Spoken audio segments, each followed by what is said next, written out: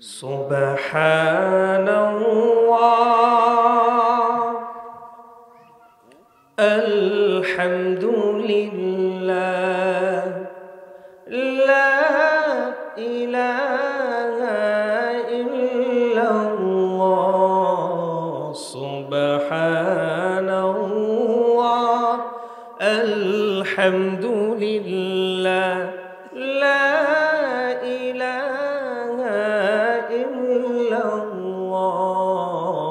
তুমি বাঁচাও, তুমি মারো, অবিরত ক্ষমা করো, তুমি বাঁচাও, তুমি মারো, অবিরত ক্ষমা করো।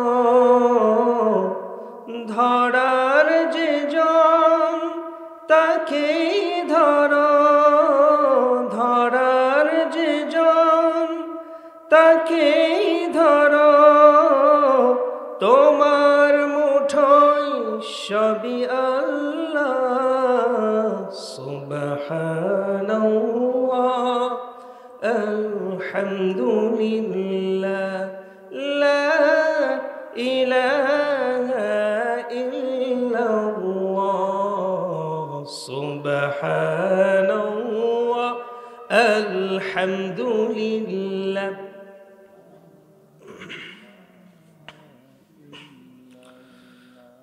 তোমার রিজিক খেয়ে পড়ে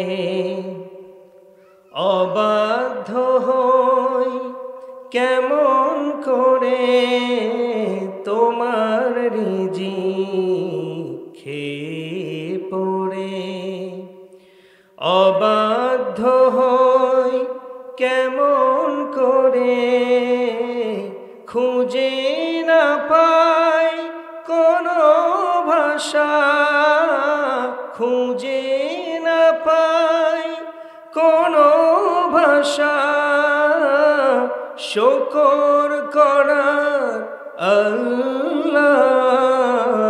সুবহানাল্লাহ, আলহামদুলিল্লাহ, লা ইলাহা ইল্লাল্লাহ। সুবহানাল্লাহ।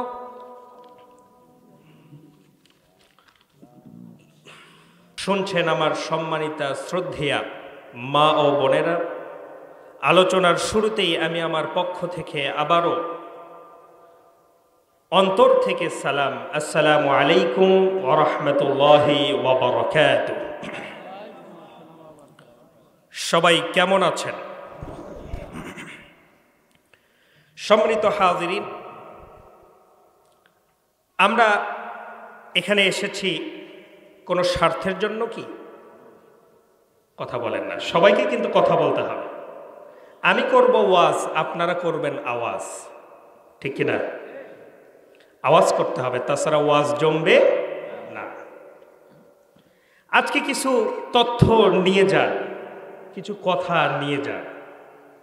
আজকে জান্নাতটা আমি আপনাদের হাতে উঠায় দিব। যদি আজকে না, সেটা মৃত্যুর পরে, কিন্তু উঠায় দিব যেন সেই কাজগুলো করে আমরা সকলেই জান্নাত পেতে পারি। সুবহানাল্লাহ। শুনতে চান তো? শুনতে চান? তাহলে আমরা এখানে এসেছি কোনো লাভের জন্য নয়, একমাত্র আল্লাহর কোরআনকে ভালোবেসেই আরামের ঘুমকে হারাম করে আমরা এখানে এসেছি, ঠিক কিনা বলেন? এখানে যে এসেছি, আপনারা কি কোনো বিনিময় চান? বিনিময় চান না? বিনিময় চান কার কাছে? বিনিময় একজন দেন, তিনি কে? আরো জোরে। তাহলে আমরা তার কাছে বিনিময় চাই, ঠিক কিনা বলেন? বিনিময়টা কি হবে? এখানে যে আপনারা আসলেন, আমরা যে আসলাম, এর 1 নাম্বার বিনিময়, 1 নাম্বার মূল্যটা কি? 1 নাম্বার মূল্য, 1 নাম্বার বিনিময় হলো আল্লাহ রাব্বুল আলামিন এই গ্রামের ভিতরে সকল মানুষের ভিতরে আপনাকে বাছাই করেছেন, মানে পছন্দ করেছেন, ভালোবেসেছেন। ঠিক না বে ঠিক? ভালোবেসেছেন, এই জন্যই আল্লাহ রাব্বুল আলামিন কোরআনের মাহফিলে আপনাদেরকে কবুল করেছেন। ঠিক কিনা বলেন? আল্লাহ রাব্বুল আলামিন কোরআনে কারীমের ভিতরে সুন্দর করে বলছেন, কুল ইন্নাল্লাহা ইয়াযিল্লু মান ইয়াশাউ ওয়া ইয়াহদি ইলাইহি মান আনাব। জোরে বলেন আল্লাহু আকবার। আল্লাহ রাব্বুল আলামিন যাকে ইচ্ছে তাকে পথভ্রষ্ট করে দেন, আর তার পথে যারা পা বাড়িয়ে দেন তাদেরকে আল্লাহর রহমতের দ্বারা আল্লাহ রাব্বুল আলামিন তার সেই পথটাকে সহজ করে দেন। সুবহানাল্লাহ। আপনারা এখানে এসেছেন, আল্লাহ রাব্বুল আলামিন আপনাদের পথকে কি করেছেন? সহজ করে দিয়েছেন। সুবহানাল্লাহ বলেন। তাহলে 1 নাম্বার পুরস্কার, 1 নাম্বার মূল্য, 1 নাম্বার বিনিময় আল্লাহ রাব্বুল আলামিন আপনাদেরকে দান করেছেন। আল্লাহ পাক আপনাদেরকে ভালোবেসে কোরআনের এই দার্সে আল্লাহ রাব্বুল আলামিন কবুল করেছেন। সুবহানাল্লাহ বলবেন না? 2 নাম্বার মূল্য নেন। 2 নাম্বার মূল্য রাসূল সাল্লাল্লাহু আলাইহি ওয়াসাল্লাম বলেন, মান জাআলাল কুরআন আমামাহু কদাহু ইলাল জান্নাহ। কোন বান্দা যদি কোরআনের দার্সে কেউ যদি বসে যায়, আল্লাহ রাব্বুল আলামিন তার প্রিয় হাবিবকে বলে দিচ্ছেন, ও আমার প্রিয় হাবিব, তোমার উম্মতদেরকে বলে দাও আমি তাদের জন্য জান্নাত খুলে খুলে দিব। সুবহানাল্লাহ। তাহলে 2 নাম্বার কি? জান্নাত পেলাম। আসেন 3 নাম্বার, গুনাহ নিয়ে এসেছেন, গুনাহ মুক্ত জীবন নিয়ে বাড়িতে গিয়ে ঘুমাবেন। সুবহানাল্লাহ বলেন। এখন বলবেন হুজুর দলিলটা কি? দলিলটা নিয়ে নেন। রাসূল সাল্লাল্লাহু আলাইহি ওয়াসাল্লাম বলেন, যদি কোথাও কোরআনের দর্স চলে, যদি কোথাও কোরআনের কথা হয়, আর সেই কোরআনের দর্সে যারা বসে যায় এদেরকে ফেরেশতা আমি পাঠায় দিই। কি পাঠায় দেন বলেন? রহমতের ফেরেশতা আমি পাঠায় দিই। কোরআনের দার্সের মাঝখানে কোরআনের সেই দার্স থেকে রহমতের ফেরেশতারা আমার কাছে আসে। আমার কাছে আসার পরে বলে, রব্বুল আলামিন তোমার বান্দাদেরকে দেখে আসলাম তারা কোরআনের দর্সে বসেছে। সুবহানাল্লাহ। আল্লাহ রব্বুল আলামিন বলবেন, কেন তারা কোরআনের দর্সে বসেছে একটু বলো। ফেরেশতা বলবে, রব্বুল আলামিন তারা জান্নাত চায় আপনার কাছ থেকে। বলে, জান্নাত কি তারা কেন চায়? বলে, রব্বুল আলামিন আপনার প্রিয় হাবিবের কাছে শুনেছেন জান্নাতটা দারুণ সুন্দর। জান্নাত দেখতে পারে নাই তোমার বান্দারা, তবে শুনেছেন, কোরআনে পড়েছেন, সেই জান্নাতটা চাই। আর জাহান্নামের আগুন থেকে তারা মুক্তি চায়। সুবহানাল্লাহ।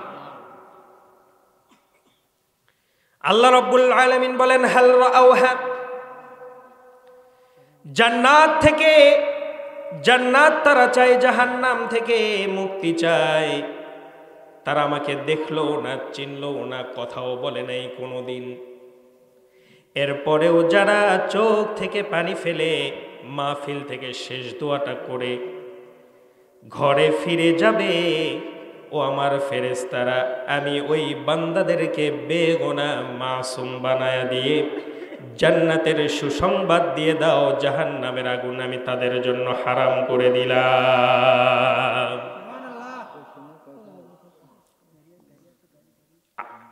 আমার বন্ধুগণ, এবার বলেন তিনটা বিনিময় পেয়ে গেলেন। দেখেন যারা বসে আছেন তাদের আমল নামাই কিন্তু এখনো সওয়াব লেখা হচ্ছে। আল্লাহর হাবিব বলেন, ফাতাআল্লামা আয়াতুম মিন কিতাবিল্লাহ খায়রুল লাকা মিন আন তুসাল্লিয়া মিয়াতা রাকাআহ। আল্লাহর হাবিব বলেন, কোরআনের দার্সি কোন বান্দা যখন একটা আয়াত বোঝার চেষ্টা করে, যে আয়াত থেকে তাফসির করা হচ্ছে সে আয়াত বোঝার চেষ্টা করে, এখনো বোঝে নেই, তাহলে সেই বান্দার আমল নামাই 100 রাকাত নফল নামাজ পড়লে যেই সওয়াব হতো আল্লাহ পাক সে তা আমল নামাই লিখে দেন। শুধু কি তাই, আরো আছে।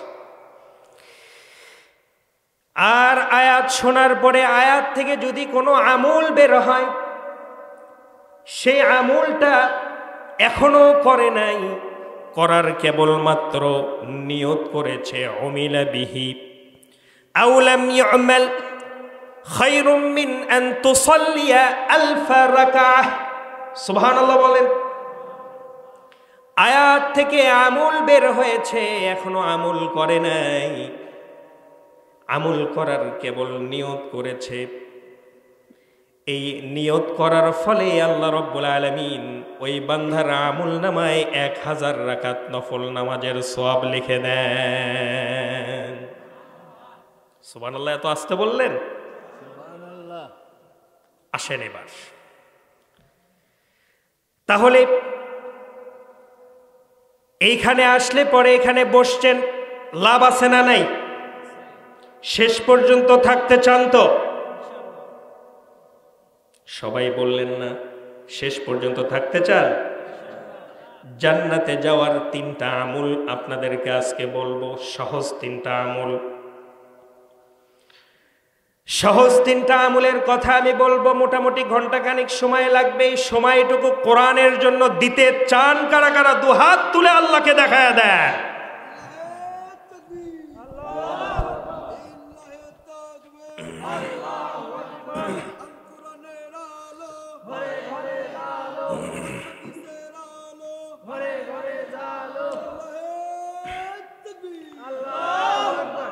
আল্লাহ রাব্বুল আলামিন সবার হাতকে কবুল আর মঞ্জুর করুন। আপনারা কিন্তু এখন ওয়াদাবদ্ধ, আর ওয়াদা ভঙ্গকারী কি বলেন? শয়তানের ভাই। ওয়াদা ভঙ্গকারী ইনি বললেন কিসের ভাই? শয়তানের ভাই।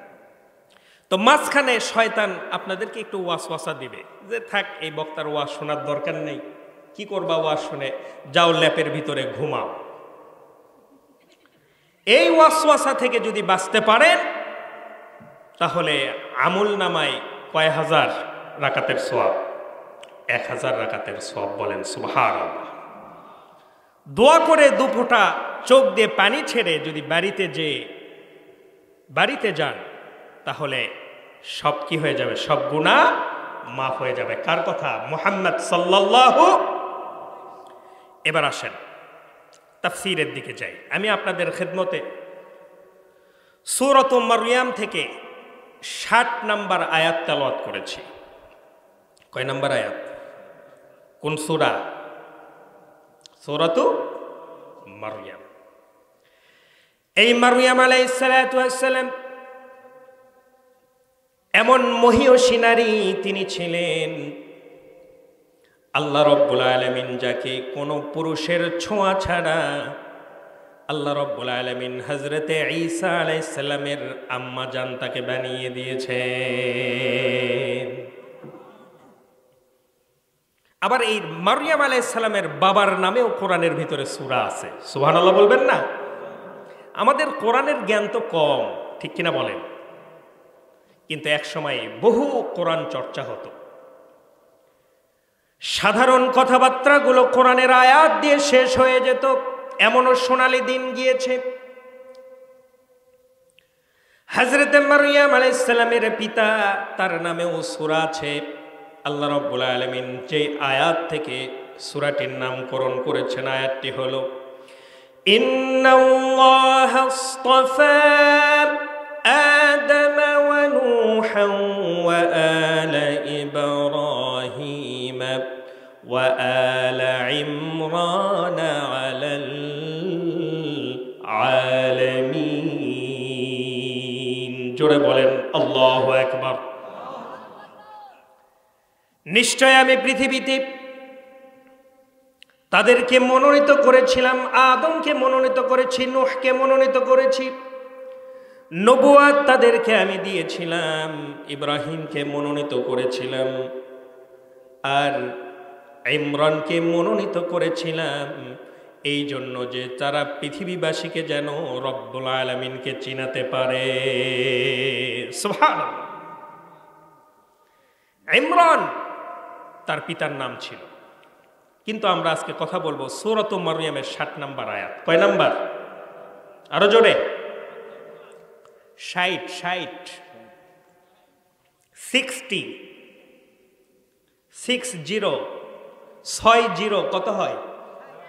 60 নাম্বার আয়াত। খেয়াল করবেন, আল্লাহ রাব্বুল আলামিন আয়াতের ভিতরে বান্দাকে জান্নাতের অফার করেছেন।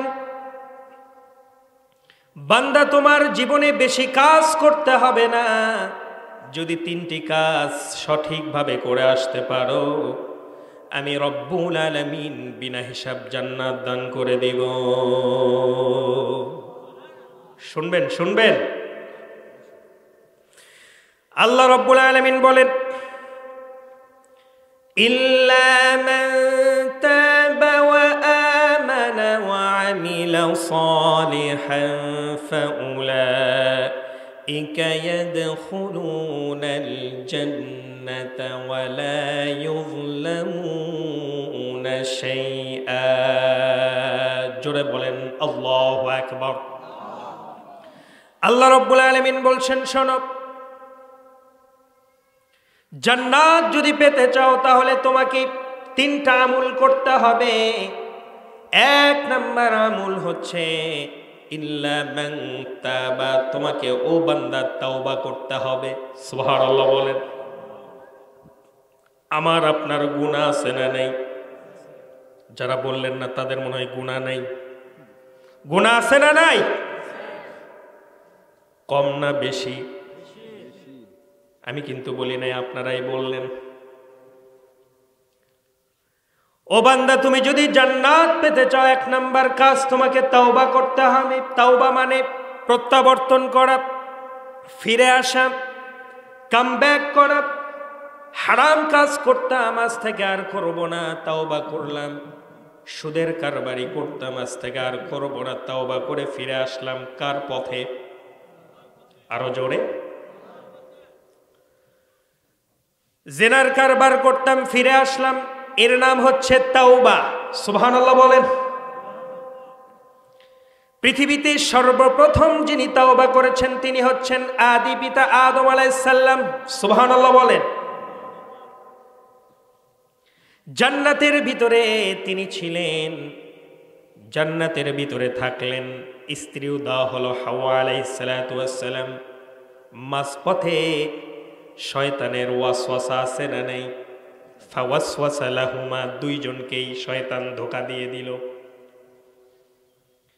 গন্ধম ফল খেয়ে ফেললেন। আল্লাহ পাক বললেন, আদম আর থাকতে পারবে না। কুলনা হাবিতু মিনহা জামিআন ফাইম্মা ইয়াতিয়ান্নাকুম মিন্নী হুদান ফামান তাবিআ হুদায়া ফালা খাউফুন আলাইহিম ওয়ালা হুম ইয়াহজানুন।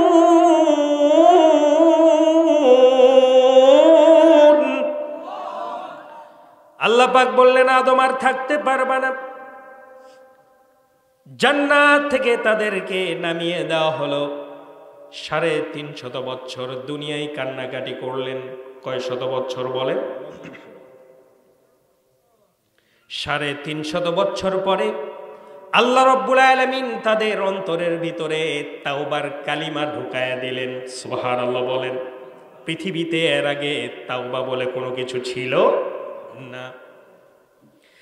আল্লাহ পাক সেই কথাও বলছেন, ফাতালাক্কা আদামু মির রাব্বিহি কালিমাতিন ফাতাবা আলাইহি ইন্নাহু হুয়াত তাওয়াবুর রাহিম।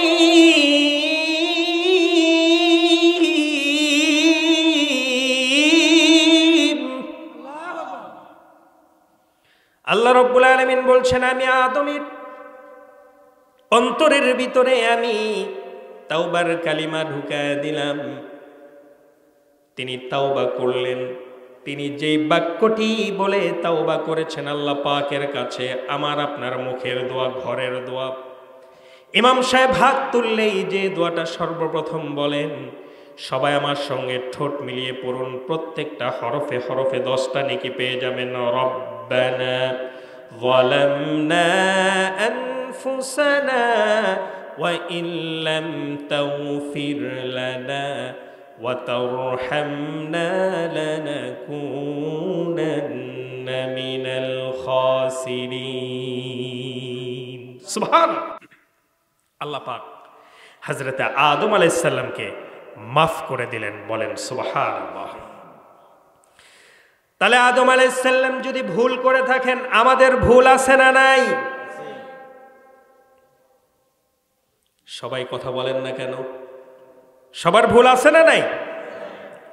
তুমি তো দিয়েছ কত নেয়ামত, করি না শুকর তার।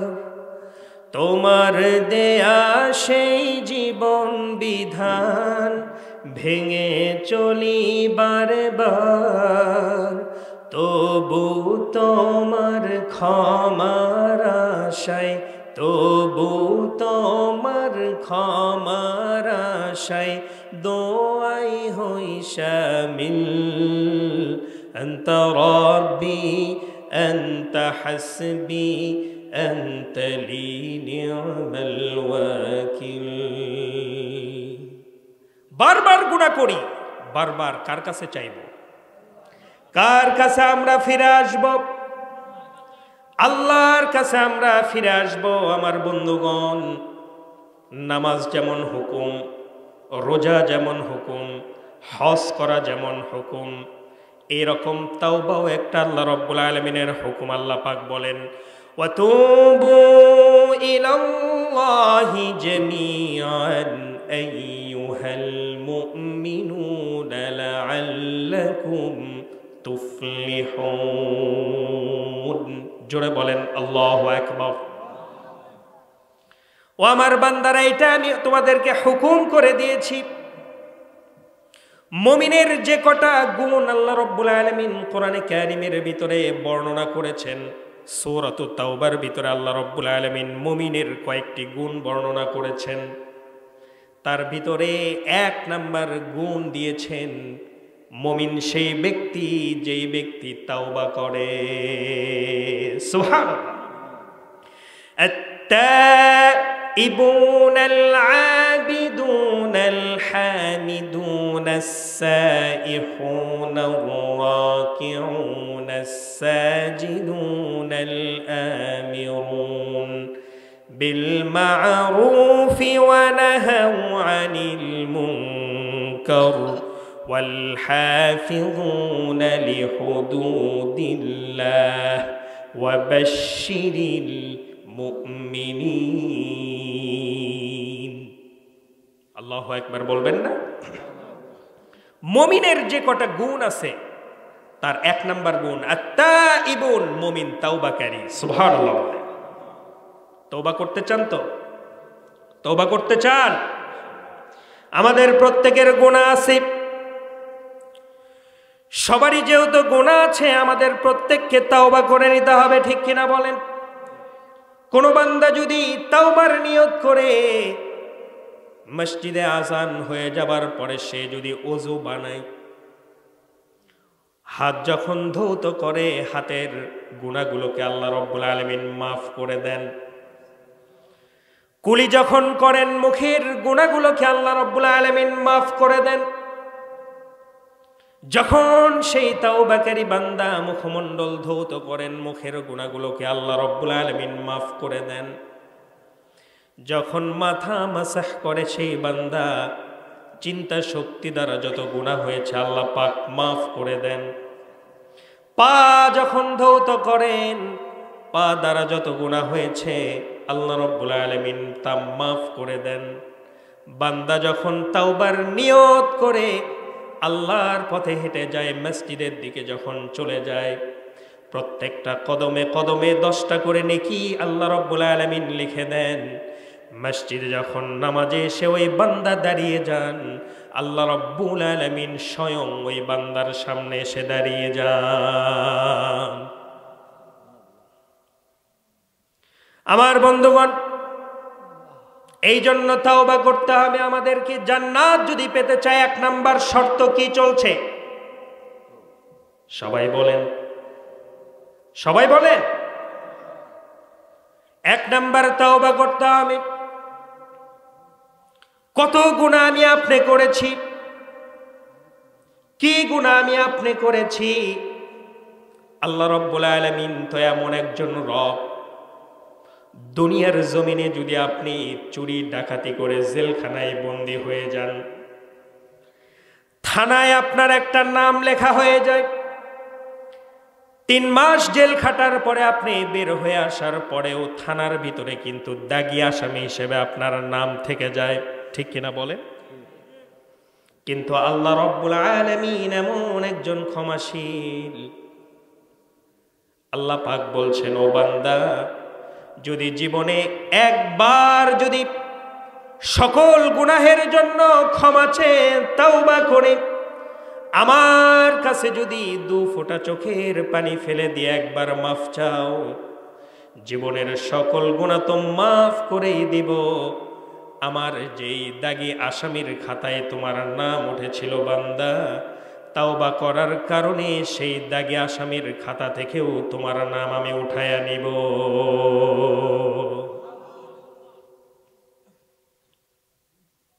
বনী ইসরাইলের একজন যুবকের কথা শোনেন।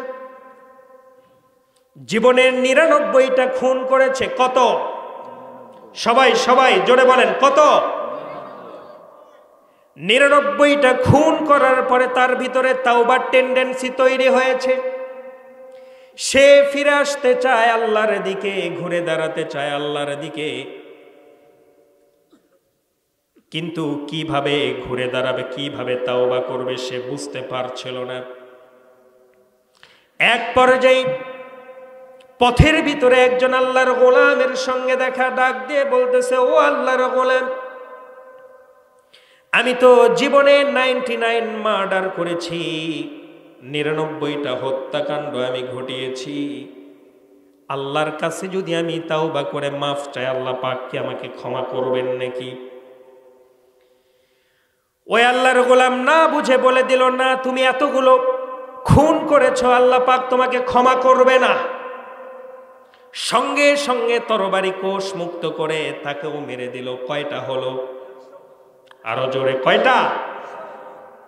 100টা খুন করার পরই কিন্তু অন্তরের ভিতরে তার তাওবার টেন্ডেন্সি তৈরি হয়েছে।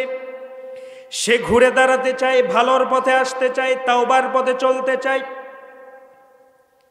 এক পর্যায়ে এলাকার একজন মানুষ ধরে বলল, শোনো, তুমি যে এলাকায় বসবাস করো এখানে সবাই খুন করে বেড়ায়, সবাই এখানে মাস্তানি করে বেড়ায়, তোমাকে হিজরত করতে হবে।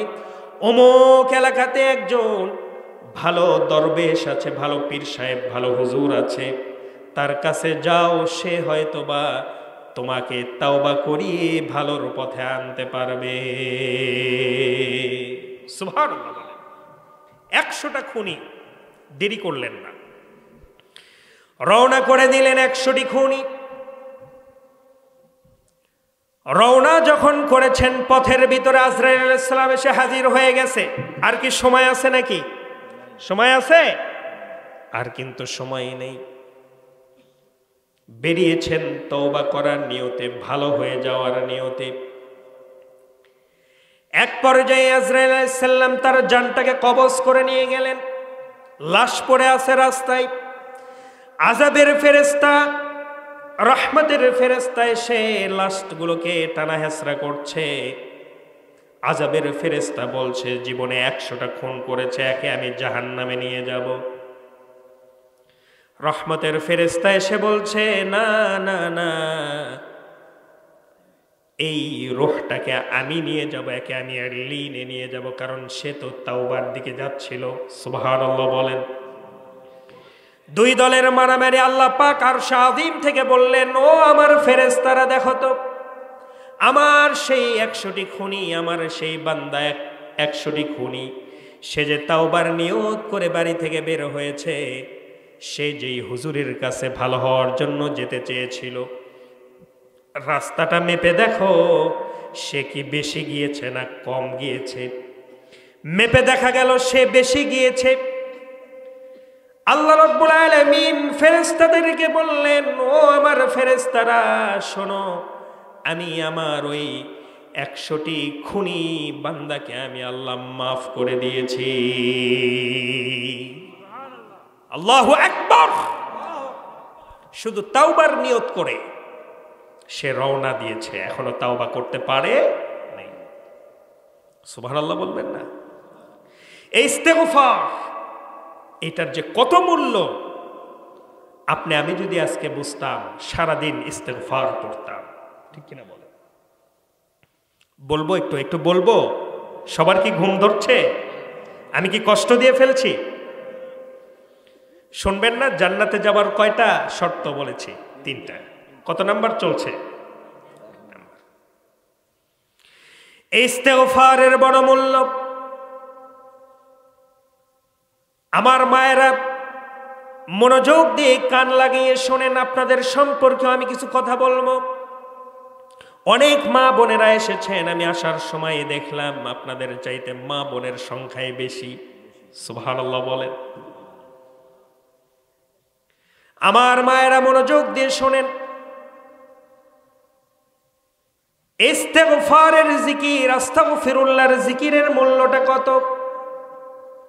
ইমাম আহমদ ইবনে হাম্বল রাহমাতুল্লাহি আলাইহি, পৃথিবীতে 4টি মাযহাব এখনো পর্যন্ত বলবৎ আছে, তার ভিতরে হাম্বলি মাযহাব আছে না নাই? আছে না? এই হাম্বলি মাযহাব যার নামে চলে তিনি হচ্ছেন ইমাম আহমদ ইবনে হাম্বল, যিনি কিনা সহিহ হুজুর সাল্লাল্লাহু আলাইহি ওয়াসাল্লামের পক্ষ থেকে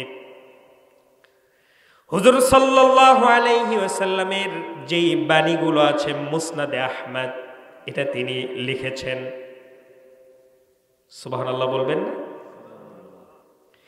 এই ইমাম আহমদ ইবনে হাম্বল এত বড় বুজুর্গ তিনি মানুষ ছিলেন। তিনার যুগে খালকে কোরআনের মাসআলায় তাকে জেলখানায় বন্দী করা হলো। এখনো পৃথিবীতে আলেম ওলামাদেরকে জেলখানায় বন্দী করা হয় কি হয় না বলেন? এ মাইকম্যান, আওয়াজটা একটু কমাও। পৃথিবীতে এখনো যারা হকপন্থী তাদেরকে ধরে ধরে জেলখানায় বন্দী করা হয়, ঠিক কিনা বলেন? আমার বন্ধুগণ, বাংলাদেশের প্রেক্ষাপট এখন চেঞ্জ, কিন্তু বিগত 15 বছর যারা হকপন্থী আলেম ছিল তাদেরকে কমসে কম 15 বছরে একবার হলেও জেলের ভাত খাইয়ে ছাড়িয়েছে, ঠিক কিনা? আমিও গেছি। 2013 সালে যখন কিনা আল্লামাকে ফাঁসির রায় দেওয়া হয়, দেখবেন একবার গুজব উঠেছিল আল্লামাকে চাঁদের ভিতরে দেখা যাচ্ছে, ঠিক কিনা বলেন? গুজব ছিল 13 সালের 2 মার্চ। 3 মার্চে বাংলাদেশের আপামর সাধারণ জনতা রোডের ভিতরে নেমে এসেছিল, ঠিক কিনা বলেন? সেই দিন 5 তারিখে আর কি ঘটনা ঘটেছে? 3 মার্চ আল্লামার মৃত্যুদণ্ডের রায়ের বিরুদ্ধে যেভাবে মানুষ মৌমাছির মতো নেমেছিল, আপনারা সবাই সাক্ষী। এই এলাকাগুলোতে সব থেকে বেশি আন্দোলন হয়েছিল, ঠিক কিনা বলেন? ওই আন্দোলনের ভিতরে আমি একজন ছিলাম। 5 মাসের মতো জেলে ছিলাম। কয় মাস? 5 মাস। এই জন্য বলছি, সারা জীবন হকপন্থী উলামায়ে কেরামকে জেলখানার ভিতরে বন্দী করা হয়েছে, ঠিক কিনা বলেন? ইমাম আহমদ ইবনে হাম্বল রাহমাতুল্লাহি আলাইহি, তিনাকেও খালকে কুরআনের মাসআলা দেওয়ার কারণে জেলখানায় বন্দী করা হলো।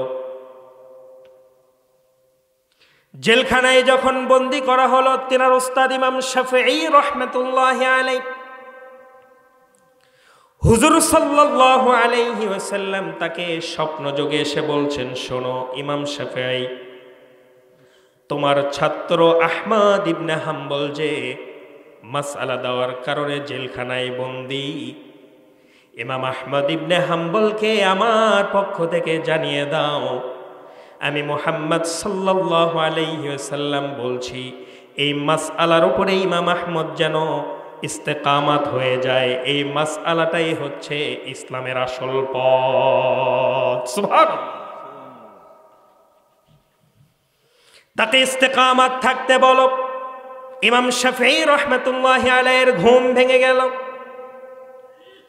খাদেমকে ডেকে বললেন, যাও জেলখানায় যাও, আমার ছাত্র ইমাম আহমদ ইবনে হাম্বলকে যে খুশির খবরটা দিয়ে আসো। সুবহানাল্লাহ বলবেন না? রাসূল সাল্লাল্লাহু আলাইহি ওয়াসাল্লাম নিজে তার ব্যাপারে স্বপ্ন যোগে এসে আমার কাছে এসে বললেন, সে যেই মাসআলা দেবার কারণে জালিমের জিন্দানখানায় বন্দী, হাজারো নির্যাতন করা হলেও সে যেন এই মাসআলার বিপক্ষে চলে না যায়। ইমাম শাফিঈর খাদেম জেলখানায় দেখতে গেলেন ইমাম আহমদ ইবনে হাম্বলকে। ইমাম আহমদ ইবনে হাম্বল রাহমাতুল্লাহি আলাইহি খাদেমের কাছে দেখা করার জন্য আসলেন। কেন এসেছো? বলে, হুজুর সুসংবাদ নিয়ে এসেছি। কি সুসংবাদ? ইমাম শাফিঈ রাহমাতুল্লাহি আলাইহির কাছে আল্লাহর প্রিয় হাবিব মুহাম্মদ সাল্লাল্লাহু আলাইহি ওয়াসাল্লাম স্বপ্নের ভিতরে এসে জানায় দিয়েছেন, আপনি যেই মাসআলা দেবার কারণে আজকে জালিমের জিন্দানখানায় বন্দী, এটাই হচ্ছে ইসলামের আসল পথ। আল্লাহু আকবার। হুজুর সাল্লাল্লাহু আলাইহি ওয়াসাল্লাম আপনাকে ইস্তেকামাত থাকতে বলেছেন এটার উপরে। ইমাম আহমদ ইবনে হাম্বল বলছেন, ও খাদেম, সুসংবাদ দিয়েছ। সুসংবাদ দেওয়া মানে হচ্ছে, সুসংবাদ যে দেয় হুজুর সাল্লাল্লাহু আলাইহি ওয়াসাল্লামের সুন্নত, তাকে কিছু উপহার দেওয়া। কিন্তু আমি তো জালিমের জিন্দানখানায়, জেলখানার ভিতরে বন্দী, পরনে একটা ছেঁড়া জুব্বা দেখতেছো বাতিলের। জালিমের বেত্রা আঘাতে আঘাতে রিমান্ডে, জালিমের রিমান্ডে বেত্রা আঘাতে আঘাতে আমার জুব্বাটাও ছিঁড়ে গেছে। এই জুব্বাটা ছাড়া আমার কাছে আর কিছু নাই। কিন্তু তারপরেও রাসূল সাল্লাল্লাহু আলাইহি ওয়াসাল্লামের এই সুন্নতটাকে আমি আমার জীবন থেকে হারাতে দেব না। আল্লাহু আকবার। ছেঁড়া জুব্বাটা ও খাদেম আমি তোমাকে হাদিয়া দিয়ে দিতেছি। সুসংবাদ দিয়েছ, হাদিয়াটা গ্রহণ করো। সুবহানাল্লাহ বলেন। হাদিয়া নিয়ে ইমাম শাফিঈর খাদেম দরবারে চলে গেলেন। ইমাম শাফিঈ রাহমাতুল্লাহি আলাইহি খাদেমকে ডেকে বলছেন, সুসংবাদ দিয়েছ নাকি? বলে, হ্যাঁ ইমাম, সুসংবাদ দিয়েছি। বলো ইমাম আহমদ ইবনে হাম্বল তোমাকে কি উপহার দিয়েছে? সুবহানাল্লাহ। খাদেম বলতেছে, ইমাম আহমদ ইবনে হাম্বল যে আমাকে উপহার দিবে এটা আপনি কেমন করে জানলেন? বলে আমার ছাত্র, আমি তাকে চিনি, জীবনে সে কোনোদিন সুন্নতের ইত্তেবা ছাড়বে না, জীবন যাবে তবু ঈমান ছেড়ে দিবে না। ঠিক কি না? আজকে ভারত আমাদেরকে একটু ঈমান টেস্ট করতে চাচ্ছে, ঠিক কিনা বলেন? ঠিক না? ভারতকে বলবো, তোমাদের অনেক অস্ত্র আছে, জনগণ আছে তোমাদের অনেক, কিন্তু মনে রেখো আমাদের অন্তরের ভিতরে তোমাদের অস্ত্রের চাইতে বড় অস্ত্র আছে, সেটা হচ্ছে ঈমান। ঠিক কিনা বলেন? ভারতকে বলবো, তোমরা যদি আমাদেরকে আঘাত করতে চাও, 14 কোটি মুসলমান বসে থাকবে না, নিজেদের রক্ত দিয়ে দিবে। ঠিক কিনা বলেন?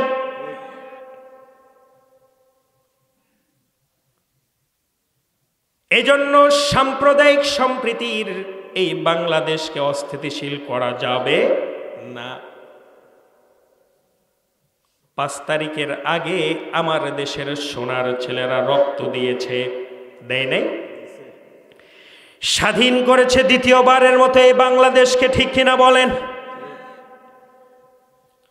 1971 সালে যদি পাকিস্তানিদের বিরুদ্ধে, জুলুমের বিরুদ্ধে আমরা রক্ত দিতে পারি, 2024 সালে যদি আমরা এই আলিম বিরোধী ইসলাম বিদ্বেষী সরকারের বিরুদ্ধে রক্ত দিতে পারি, ভারত মনে রেখো, আজকে যদি তোমরা আমাদেরকে নিয়ে খেলতে চাও, জীবন দিব, রক্ত দিব, কিন্তু ঈমান বিক্রি করব না। ঠিক কিনা? এমদের পক্ষে কারা কারা দুহাত তুলে আল্লাহকে দেখায় দেয়?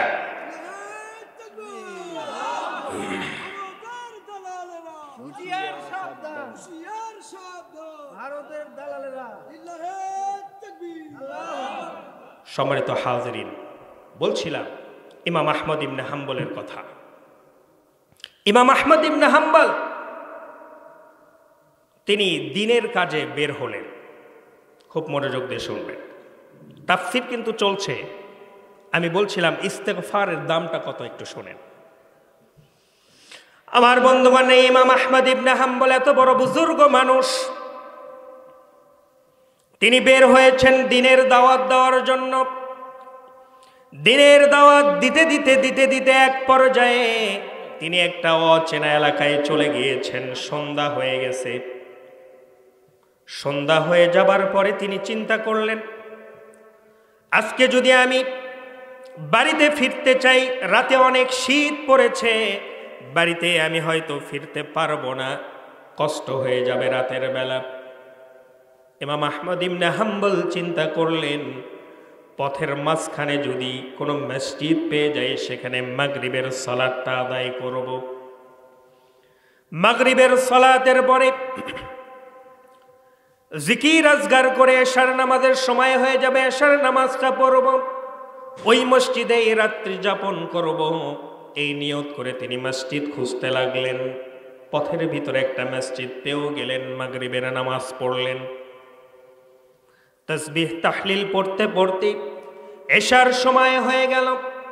ইমাম আহমদ ইবনে হাম্বল রাহমাতুল্লাহি আলাইহি এশার নামাজ পড়েও আবার জিকির আজকার শুরু করেছেন। মসজিদ কর্তৃপক্ষ অথবা মুয়াজ্জিন এসে বলছেন, মুরব্বি হে, আমি আপনাকে চিনি না। কারণ সেই যুগে তো আর ফেসবুক ইন্টারনেট ছিল না, এই এলাকার মানুষ আরেক এলাকার মানুষকে চিনতে পারতো না। মুয়াজ্জিন অথবা মসজিদ কর্তৃপক্ষ ইমাম আহমদ ইবনে হাম্বলকে চিনতে পারেন নাই যে ইনি যুগ সেরা একজন মুহাদ্দিস, যুগের সেরা একজন ইমাম, চিনতে পারেন নাই।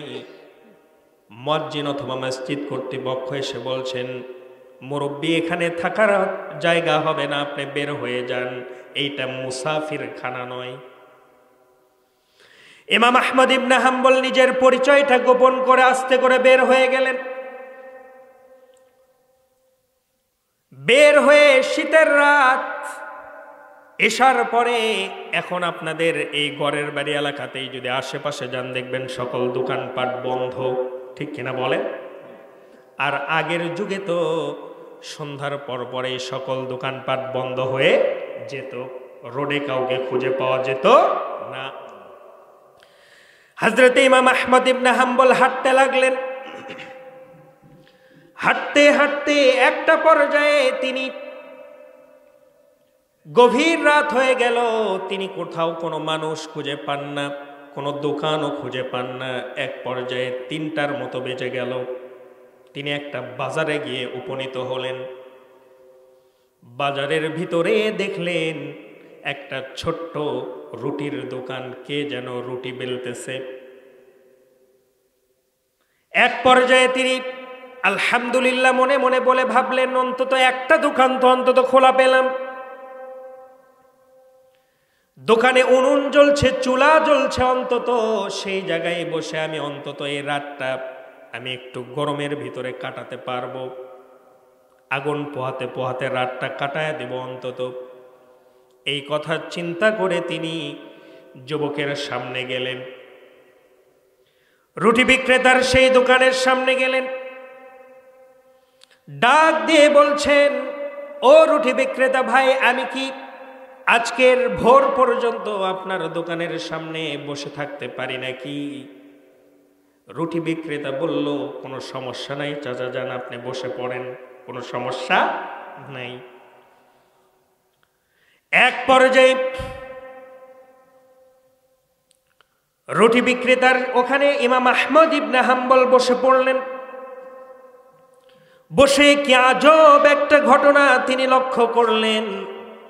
রুটি বিক্রেতা রুটি যখন বানায় পরে আস্তাগফিরুল্লাহ, রুটি যখন কড়াইয়ের ভিতরে ভাজতে দেয় পরে আস্তাগফিরুল্লাহ, রুটি যখন কড়াই থেকে তুলে পাত্রের ভিতরে রাখে পরে আস্তাগফিরুল্লাহ। গভীর রাত্রিতে কিছু মানুষ দূর দূরান্ত থেকে এসে রুটি যখন কেনে, রুটি বিক্রেতা তাদের ক্রেতার হাতে রুটি দিয়ে পরে আস্তাগফিরুল্লাহ। ক্যাশে টাকা রাখার পরেও পরে আস্তাগফিরুল্লাহ। সুবহানাল্লাহ। ইমাম আহমদ ইবনে হাম্বল তিনি চিন্তা করলেন, কি ব্যাপার, এই যুবক এতবার আস্তাগফিরুল্লাহ পড়ছে কেন? এক পর্যায়ে দোকানটা যখন ফাঁকা হয়ে গেল, রুটি বিক্রেতাকে ইমাম আহমদ ইবনে হাম্বল ডেকে বলছেন, ও যুবক ভাই, কেন এত বারবার আস্তাগফিরুল্লাহ পড়ো? রুটি যখন মলো তখনও পড়ো আস্তাগফিরুল্লাহ, রুটি যখন বানাও তখনও পড়ো আস্তাগফিরুল্লাহ, কড়াইয়ের ভিতরে ভাজো পড়ো আস্তাগফিরুল্লাহ, এত কেন আস্তাগফিরুল্লাহর জিকির তুমি করো? কি হয়েছে বলো? আর আস্তাগফিরুল্লাহর জিকির করে নিশ্চয়ই তুমি কিছু না কিছু পেয়েছো। কি এমন এই জিকিরের ভিতরে উপকার পেয়েছো? আমাকে একটু বলো। রুটি বিক্রেতা বলছে, চাচা জান, আমি আপনাকে চিনি না, ও মুরব্বি, আমি আপনাকে এত কথা বলতে পারবো না। তিনি যে ইমাম আহমদ ইবনে হাম্বল, যুগের সেরা একজন মুহাদ্দিস, যুগের সেরা একজন মুজাদ্দিদ, তিনি চিনতে পারেন নাই। রুটি বিক্রেতা বলছে, সে আস্তাগফিরুল্লাহর জিকির করে আমি অনেক কিছু পেয়েছি। ও চাচা জান, আমি আপনাকে বলতে পারবো না। ইমাম আহমদ ইবনে হাম্বল জোরাজুরি করলেন, দেখো বাবা, আমি তো বুড়ো মানুষ হয়ে গেছি, ইস্তেগফারের জিকির করে তুমি কি এমন পেয়েছো? যদি আমাকে একটু বলো, শেষ মুহূর্ত, জীবনের শেষ মুহূর্তটা আমি এ আমল করে কাটায়া দিব। সুবহানাল্লাহ।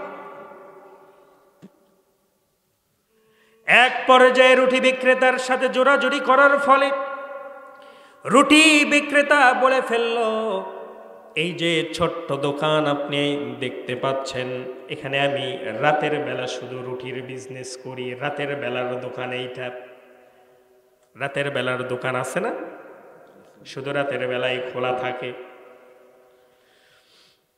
রাত্রেবেলা শুধু রুটি বিক্রি করি, আমার সংসারে জীবনে কোনোদিন অভাব অনটন আসে নাই। সুবহানাল্লাহ বলবেন না?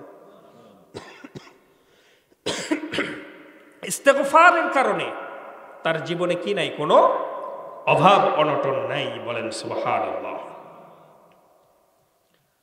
আর কি পেয়েছো বাবা বলো আমাকে? এবার রুটি বিক্রেতা বলতেছে, দেখেন আমার বয়স মোটামুটি 30 থেকে 35 বছর বয়স। যেদিন থেকে আমি ইস্তেগফারের জিকির করতেছি, সেই দিনের পর থেকে আমার শরীরে জ্বর সর্দির মতো কোনো রোগ হয় না। সুবহানাল্লাহ, কোনো রোগ হয় না। আর কি পেয়েছো বাবা বলো?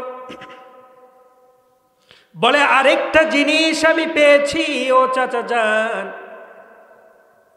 এইটা আমার সাথে আল্লাহর বোঝাপড়ার একটা বিষয়, এইটা আমি আপনাকে বলতে পারবো না।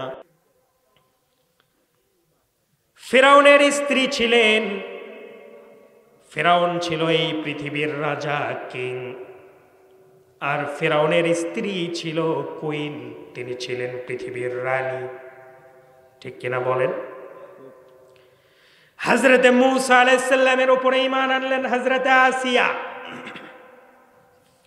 ফিরাউন যখন বলল আনা রাব্বুকুমুল আ'লা, আমি তোমাদের রব, আসিয়া আলাইহিস সালাতু ওয়াস সালাম এটা মানেন নাই। আসিয়া আলাইহিস সালাতু ওয়াস সালাম তিনি মানলেন না। ফিরাউনের যিনি অর্থমন্ত্রী ছিলেন, তার স্ত্রী তিনি আসিয়া আলাইহিস সালাতু ওয়াস সালামের সাথে ঈমান এনেছিলেন, তিনিও ফিরাউনকে রব হিসেবে মানলেন না। ফিরাউন একদিন স্ত্রীকে রাজমহলে ডেকে বলছেন, ও আমার প্রিয়তমা স্ত্রী,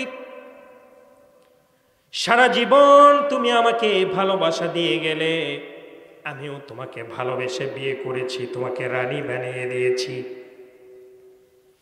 এই মহলের ভিতরে লক্ষ লক্ষ মানুষ দেখছো, তারা সবাই আমাকে রব হিসেবে মানে, আনা রাব্বুকুমুল আ'লা। সবাই আমাকে পালনকর্তা হিসেবে মানে। মিশরে আমি যে আইন করব সেই আইন তারা মেনে নেবে। ও আমার প্রিয়তমা স্ত্রী, সবার সামনে আজকে তুমিও আমাকে রব হিসেবে ঘোষণা করো। নাউজুবিল্লাহ বলবেন না? এবার ইমানের পরীক্ষায় পড়ে গেলেন আসিয়া আলাইহিস সালাতু ওয়াস সালাম। আসিয়া আলাইহিস সালাতু ওয়াস সালাম বললেন, ও আমার প্রিয়তম স্বামী, আমাকে আপনাকে যিনি বানিয়েছেন, যিনি খাওয়ান, যিনি পড়ান, যিনি আকাশ থেকে বৃষ্টি বর্ষণ করে উর্বর মাটি তৈরি করেন, সেখান থেকে ফসল ফলায়া দেন, তিনি হচ্ছেন এক, তিনি হচ্ছেন একক, তিনি হচ্ছেন আল্লাহ। আপনি তো আল্লাহ নন, বরং আমাকে আপনাকে যিনি বানিয়েছেন তিনি হচ্ছেন রব, তিনি হচ্ছেন রব্বিল আলামিন, তিনি হচ্ছেন আল্লাহ। সুবহানাল্লাহ বলে ফিরাউনের মাথা ঘুরে গেল। ফিরাউন বলতেছে, ফিরাউনের কানে খবর চলে গেল, আমার অর্থমন্ত্রীর স্ত্রী সেও নাকি মূসার আল্লাহর উপরে ঈমান এনেছে, তাকে ডেকে নিয়ে আসো। ফিরাউনের অর্থমন্ত্রীর স্ত্রী, তাকে ধরে আনা হলো। তার কোলের ভিতরে 2 বছরের দুধের বাচ্চা। বড় পাত্র নিয়ে আসা হলো, পাত্রের ভিতরে টকবক করে তেল গরম করা হলো। ডাক দিয়ে বলা হলো, আমার অর্থমন্ত্রী স্ত্রী, তুমি যদি মূসার আল্লাহর ঈমান এনে থাকো, তাহলে এই টকবকা এই তেলের ভিতরে আমি তোমার সন্তানকে ফেলে দেব। নিজের জীবনের চাইতে সন্তানের জীবনটাই মায়ের কাছে বড় হয়ে যায়, ঠিক কিনা বলেন? এক পর্যায়ে ফিরআউনের অর্থমন্ত্রীর স্ত্রী, তিনি তাকে রব হিসেবে মানলেন না। কোলের সন্তানটাকে টকবগা তেলের ভিতরে নিক্ষেপ করে দেওয়া হলো। মায়ের সামনে সন্তান ঝরঝরা ভাজা হয়ে গেল, কিন্তু আল্লাহর কি কুদরত দেখেন। সন্তানের 2 বছরের সন্তানের মুখ থেকে বের হয়ে আসলো, মা। এইটা ফিরআউনের বানানো টকবগে কোনো তেলের অগ্নিকাণ্ড নয়, বরং এইটা হচ্ছে মা, এর ভিতরে আল্লাহ রাব্বুল আলামিন জান্নাত দান করে দিয়েছে। ঈমানটা বেড়ে গেল বহু গুণে, দুইজনেরই, ফিরআউনের স্ত্রী আর অর্থমন্ত্রীর স্ত্রী, দুইজনেরই ঈমান বেড়ে গেল। এবার ফিরআউন তার অর্থমন্ত্রীর স্ত্রী যিনি ঈমান এনেছিলেন তাকেও টকবগে তেলের ভিতরে ফেলে দিল। শেষ মুহূর্তে এসে নিজের স্ত্রীকে ডেকে বলছে, ও আসিয়া, শেষবারের মতো সুযোগ দিচ্ছি, আমাকে আল্লাহ বলে মেনে নাও, আমাকে রব হিসেবে মেনে নাও। ফিরআউনের স্ত্রী বলছে, জীবন দিয়ে দিব, কিন্তু ঈমান বিক্রি করব না। আল্লাহু আকবার। আমার বন্ধুগণ, এক পর্যায়ে লাঞ্ছিত করে দেওয়া হলো। হাজার হাজার লক্ষ লক্ষ মানুষের ভিতরে আসিয়া আলাইহিস সালাতু ওয়াস সালামকে উলঙ্গ করে ফেলে দেওয়া হলো। এক পর্যায়ে হযরত আসিয়া আলাইহিস সালাতু ওয়াস সালাম আল্লাহর কাছে দোয়া করে ফেললেন, যেই দোয়াটা আল্লাহ রাব্বুল আলামিন কোরআনে কারীমের ভিতরে কোট করে দিয়েছেন। রব্বি বিনিলি ইনদাকা বাইতান ফিল জান্নাতি ওয়া নাজ্জিনি মিন ফিরআউনা ওয়া আমালিহি ওয়া নাজ্জিনি মিনাল কওমিয যালিমিন।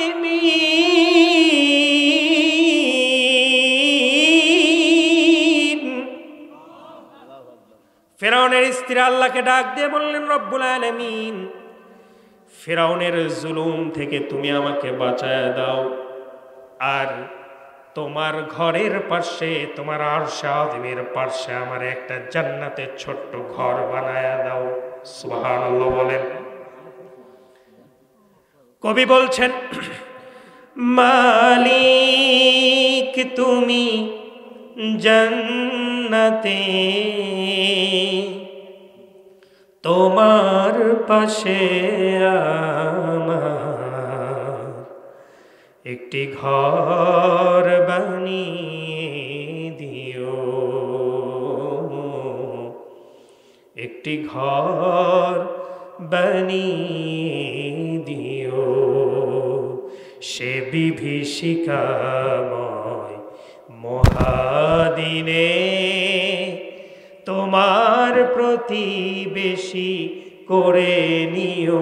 মালিক তুমি জান্নাতে, তোমার পাশে আমার একটি ঘর বানিয়ে দিও, একটি ঘর বানিয়ে দিও। জোরে বলেন আমিন। ফিরআউন তার স্ত্রীকে এইভাবে করে শেষ করে দিল। আমার বন্ধুগণ, এইভাবে যুগে যুগে ঈমানের পরীক্ষা আছে না নাই? আছে না?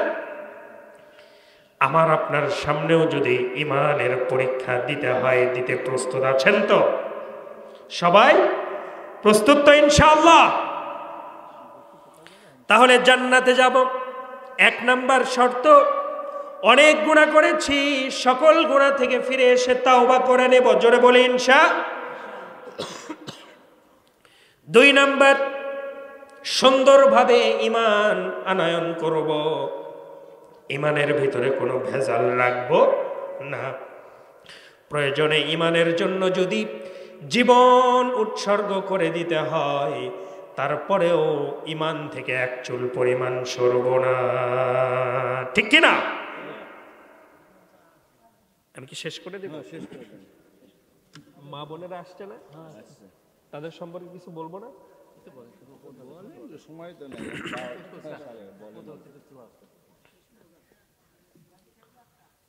হ্যাঁ, বাকি আছে এখনো। ওই যে ওনারা শেষ করতে বলতেছে। তো সভা ইয়া হবে না, ফজরের নামাজ কাজে করা যাবে নাকি? আদায় করতে বলতেছেন আমাকে। আমার বন্ধুগণ, যদি জান্নাত পেতে চায় তাহলে দান করার দরকার আছে না নেই? দান করার দরকার আছে না? ওই যে রুটি বিক্রেতা, একটা দোয়া তার এখনো কি হয় নাই, কবুল হয় নাই। যদি এটা শুনতে চান, এবং আরো একটা শর্ত জান্নাতে যাওয়া, এটা যদি শুনতে চান তাহলে আমাদের কোন ভাই আছে, কেউ লিখতেছে নাকি? 1000, 500, 2000, 5000, 10,000 যা। আমার মায়েরা কান লাগান, মনোযোগ দিয়ে শোনেন। এই এলাকার মায়েরা আপনাদেরকে সম্মান করে কিনা বলেন? করে? স্বামী হিসেবে সম্মান দেয়, মর্যাদা দেয়? দেয় না? হযরত ফাতেমা রাদিয়াল্লাহু তাআলা আনহা জান্নাতের সর্দারনী তিনি ছিলেন। স্বামীর এত বেশি খেদমত তিনি করেছেন। হযরতে ফাতেমা রাদিয়াল্লাহু তাআলা আনহাকে রাসূল সাল্লাল্লাহু আলাইহি ওয়াসাল্লাম বিবাহ দিবেন।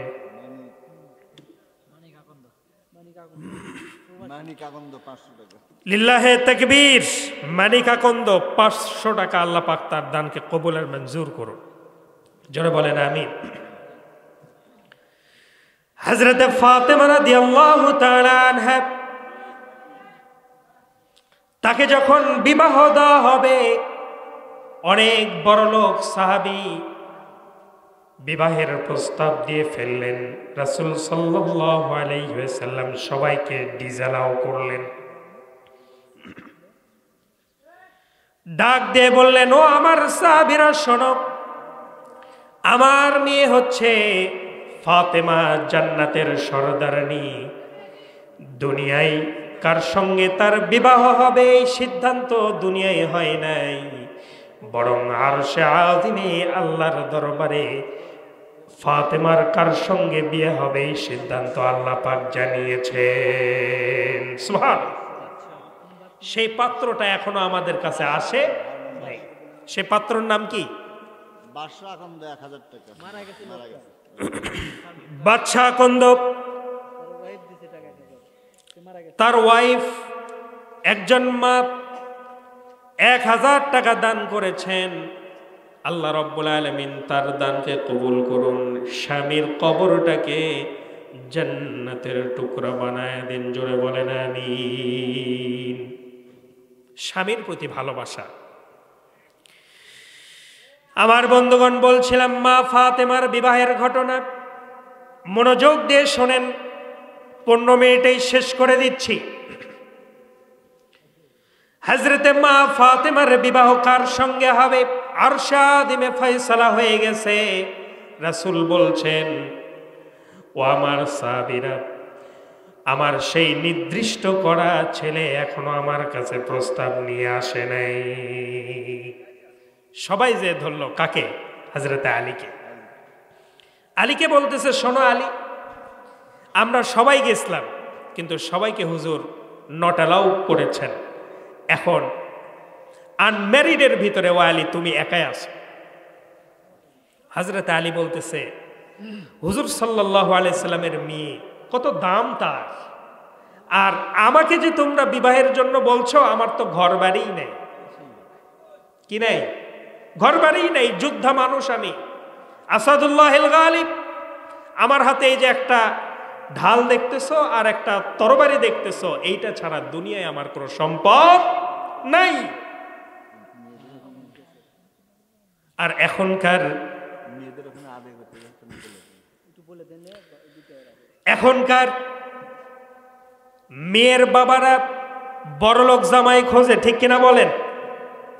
আমার মায়েরা মনোযোগ দিয়ে কথাগুলো শুনবেন। আপনাদের কাছে মাহফিলের পক্ষ থেকে লোক গিয়েছে, যথাসাধ্য চেষ্টা করবেন কিছু দেওয়ার জন্য ইনশাআল্লাহ। এখনকার মেয়ের বাবারা কি খোঁজে? বড়লোক জামাই খোঁজে, গাড়ি বাড়ি চাকরিজীবী জামাই খোঁজে, ঠিক কিনা বলেন? আর হুজুর সাল্লাল্লাহু আলাইহি সাল্লামের কাছে অনেক চাকরিজীবী আসলেন, অনেক বড়লোক আসলেন, কিন্তু হুজুর সাল্লাল্লাহু আলাইহি সাল্লাম টাকাওয়ালা না, তাকওয়াওয়ালা জামাই খুঁজেছেন। বলেন সুবহানাল্লাহ। আমার যুবক ভাইরা আছে এই পাশে, তারা বিয়ে করতে চায়, বাবা কয় নিজের পায়ের ওপরে আগে দাঁড়াও। যুবক ভাইরা পায়ের ওপরে দাঁড়ায় বলবা, এই যে পায়ের ওপরেই তো দাঁড়ায় আছি, ঠিক কিনা? আমার ছেলের বাবারা খুব মনোযোগ দিয়ে শুনবেন। ছেলে যদি বিবাহের বয়সে উপনীত হয়ে যায়, যদি চাকরিটা যদি তার নাও হয়, দেরি যদি হয়, গুনাহের কাজের ভিতরে লিপ্ত যদি আপনি আপনার সন্তানকে না হতে চান, না দিতে চান, তাহলে সন্তান বিবাহ উপযুক্ত হওয়ার পরেই তাকে বিবাহ দিয়ে দেন, ঠিক কিনা বলেন? এ যুবক ভাইরা, বিয়ে করতে চাও তো? তোমরা বিয়ে করতে চাও? আছে তো ওই যে যুবক দাঁড়ায় আছে বিয়ে করার জন্য, সব বিবাহিত। এখন তো বিয়ের চাইতে জিনাটা সহজ, প্রেম করাটা সহজ। সমাজের ভিতরে যখন বিবাহটা দুর্লভ হবে, এরকম বলবে আগে নিজের পায়ের ওপরে দাঁড়াও, তারপরে বিবাহ করো, সেই সমাজের ভিতরে জিনা তো সহজে হয়ে যাবে, ঠিক কিনা বলেন? এই জন্য বিবাহটাকে সহজ করতে হবে। বিবাহ দিতে গেলে দেনমোহরের দরকার আছে না নাই? হযরত আলীকে সবাই বললেন, ও আলী, তুমি একমাত্র আনম্যারিড একটা ছেলে আমাদের ভিতরে আছো, যিনি কিনা এখনো বিবাহের প্রস্তাব নিয়ে হুজুরের কাছে যায় নাই। ও আলী, তুমি যাও, হয়তো বা আল্লাহর সেই বাছাইকৃত ছেলে তুমি আলী হয়ে যাবে। সুবহানাল্লাহ বলবেন না? হযরত আলী এক পা যায়, এক পা পিছে আসে, ঘর বাড়ি তো নেই। তিনি গেলেন এক পর্যায়ে, হুজুর সাল্লাল্লাহু আলাইহি ওয়াসাল্লাম তাকে বললেন, আলী কিছু বলবা? বলে, হুজুর কি বলবো? বলে, তুমি কি বিয়ে করবা? বলে, দিলে করা যায়, দিলে করা যায়। হুজুর বলছেন, দেনমোহর দিবা কি দিয়া? ইয়া রাসূলুল্লাহি, জাগতিক জীবনে আমার কোনো সম্পদ নাই, এই যে আমার এক হাতে তলোয়ার দেখছেন আর এক হাতে ঢাল দেখতে পাচ্ছেন, এই যুদ্ধের দুটো সামগ্রী ছাড়া দুনিয়ায় আমার কোনো সম্পদ নাই। হুজুর বলছেন, যাও, তরবারি দিয়ে জিহাদ করা যায়, ঢাল ছাড়াও তরবারি দিয়ে জিহাদ করা যাবে, কোনো সমস্যা নাই, ঢালটা বাজারে বিক্রি করো। ঢাল বিক্রি করা যেই টাকা হবে, সেই টাকাটাই হবে আমার মেয়ে ফাতেমার দেনমোহর। সুবহানাল্লাহ। ঢাল বিক্রি করার টাকা তো লাখ লাখ টাকা নাকি? লাখ লাখ টাকা।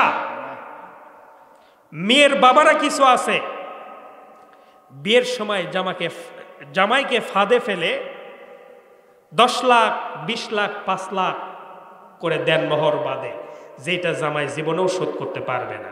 এর মানে যদি বিয়ের পরে কোনো গন্ডগোল হয় আর তালাকের পর্যায়ে যদি চলে যায়, তাহলে মামলা দিয়ে এই টাকা উঠাবো, ঠিক কিনা? কথা বলেন। এই কথাগুলো বলতে হবে। আমার বন্ধুগণ, হুজুর সাল্লাল্লাহু আলাইহি সাল্লাম বলছেন, যাও ঢালটা বিক্রি করে আসো, ঢালের টাকাটা হবে আমার মেয়ে ফাতেমার বিবাহের দেনমোহর। পরের দিন সকালবেলা হযরত আলী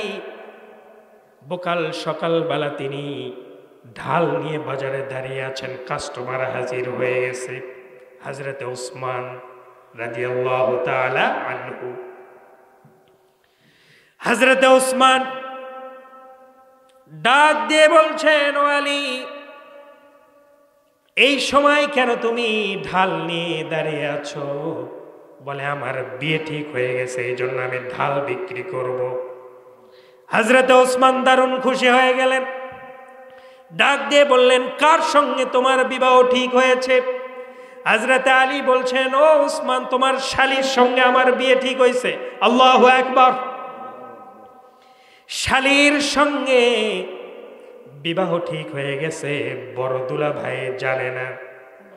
যদি ঘরের বাড়িতে এমন হয়, বড় মেয়ের ভাত যাবে কিনা? কথা বল না, যাবে না?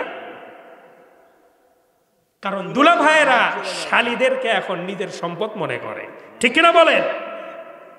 অথচ তার সাথে দেখা দেওয়াটাও হারাম, ঠিক কিনা? হযরত আলী বলছেন, ওসমান, কার সাথে বিয়ে ঠিক হয়েছে? আপনার শালীর সাথে, ফাতেমার সাথে আমার বিবাহ ঠিক হয়েছে। কারণ হযরত ওসমান ছিলেন হুজুর সাল্লাল্লাহু আলাইহি সাল্লামের বড় জামাই। সুবহানাল্লাহ বলেন। হযরত ওসমান তিনি গানি ছিলেন। আল্লাহর পরে যদি দুনিয়ার জমিনে কোনো বড় লোক থেকে থাকে, গানি থেকে থাকে, সেটা হচ্ছে হযরত ওসমান। সুবহানাল্লাহ বলেন। মদিনাতে যার সম্পদের এখনো ব্যাংক রয়েছে, মদিনা এখনো হযরত ওসমানের নামে ব্যাংক অ্যাকাউন্ট চলে। আল্লাহু আকবার বলেন। আমার বন্ধুগণ, হযরত ওসমান বলছেন, ও আলী, আসাদুল্লাহিল গালিবের ঢাল কে না কে কিনে নেবে? ও আলী, ঢালটা যখন তুমি বিক্রি করবে, আমার কাছেই বিক্রি করে দাও। সুবহানাল্লাহ বলবেন না? ঢালটা তিনি কিনলেন 500 দিরহামে। কত?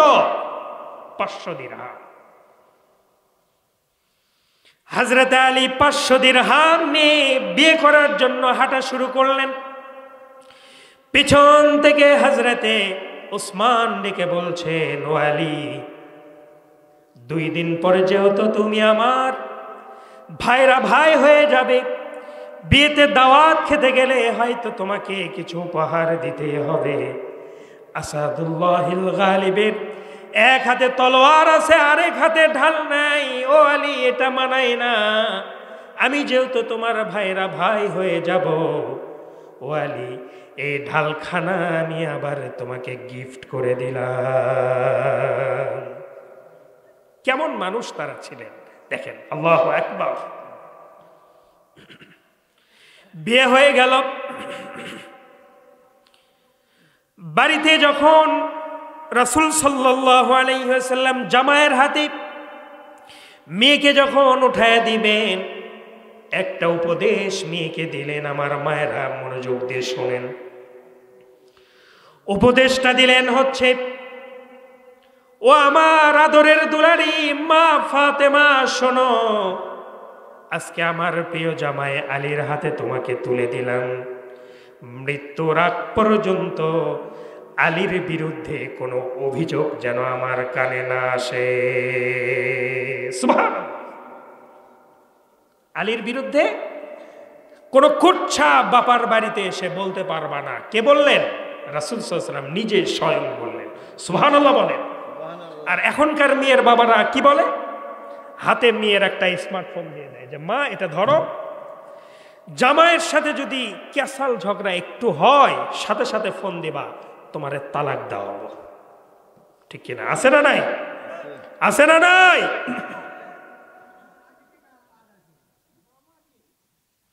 আমার বন্ধুগণ,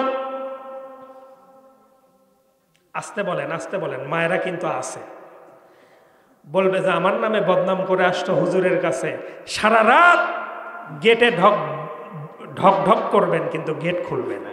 ঠিক কিনা? আসতে বলেন, আসতে।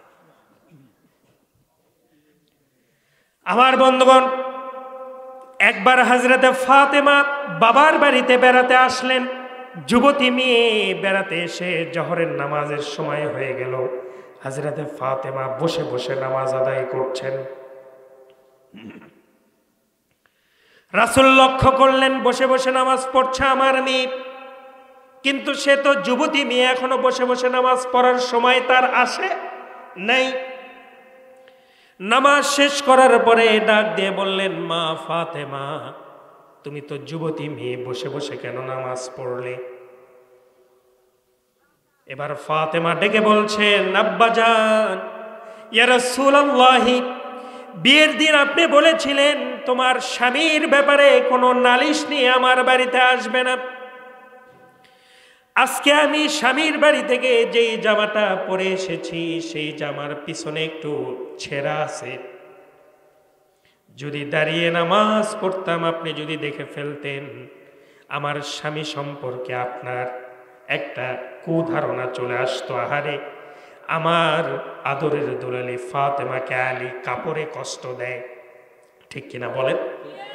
কাপড়টা যেহেতু ছেঁড়া, এইটা লুকানোর জন্য আমার স্বামীর ইমেজটাকে আপনার সামনে খাটো হতে দিতে চাই নাই বলে তোমার মেয়ে আজকে যুবতী মেয়ে হয়েও বসে বসে নামাজ আদায় করেছে। আল্লাহু আকবার। এমন বউ তো বাংলার ঘরে ঘরে, নাকি কথা কন না? এমন বউ তো এই গাবতলি গড়ের বাড়ির ঘরে ঘরে, কথা কয় না? সবাই ভালো, সবাই ভালো, তারা তো ওয়াজ করার দরকার নেই। এবার আসেন ৩ নাম্বার যে আমল করতে হবে। ১ নাম্বার বলেছি তাওবা করতে হবে ইখলাসের সাথে। ২ নাম্বার দৃঢ়তার সাথে একতাবদ্ধতার সঙ্গে একনিষ্ঠতার সঙ্গে ঈমান আনয়ন করতে হবে, নির্ভেজাল ঈমান আনতে হবে। হজ করেছি 14 বার, কিন্তু সুদের কারবার এখনো করি, এরকম ঈমান চলবে। ৩ নাম্বার ওয়া আমানা ওয়া আমিলা সালিহা, ঈমান আনার পরে আমলে সালেহ করতে হবে। আমলে সালেহের ব্যাখ্যা যদি করতে চাই আরো ঘন্টাখানিক সময় লাগবে। এক কথায় আমি আপনাদেরকে বলতে চাই, আমলে সালেহটা হচ্ছে আল্লাহ পাক যা আদেশ করেছেন তা মেনে নেওয়া, যা নিষেধ করেছেন তাকে বর্জন করাই হচ্ছে আমলে সালেহ। সুবহানাল্লাহ। আল্লাহ পাক যা হালাল করে দিলেন এইটাই কি আমার জন্য সবকিছু ঠিকঠাক, এটা মেনে নেওয়া। আর যেটা হারাম করলেন সেটাকে বর্জন করা, এটাই হচ্ছে আমলে সালেহ। সুবহানাল্লাহ। তাহলে আসেন ফিনিশিং করি। ১ নাম্বার যদি জান্নাত পেতে চাই তাওবা করতে হবে। ২ নাম্বার ঈমানটা পাকাপোক্ত করে ফেলতে হবে। ৩ নাম্বার যা কিছু আল্লাহ পাক আদেশ করেছেন মেনে নিতে হবে, যা কিছু নিষেধ করে দিয়েছেন তা বর্জন করতে হবে, আমলে সালেহ হয়ে যাবে। আল্লাহ পাক বলছেন, ফাউলাইকা ইয়াদখুলুনাল জান্নাতা ওয়ালা ইউযলামুনা শাইআ। জোরে বলেন আল্লাহু আকবার। সেই চির জান্নাত, এই 3টা কাজ করার পরে চির জান্নাত তোমাকে দেওয়া হবে, যে জান্নাতের ভিতরে লা ইউযলামুনা শাইআ, বিন্দু পরিমাণ তোমার উপরে কোনো জুলুম করা হবে না। সুবহানাল্লাহ। আমরা পারবো তো ইনশাআল্লাহ? পারবো তো ইনশাআল্লাহ?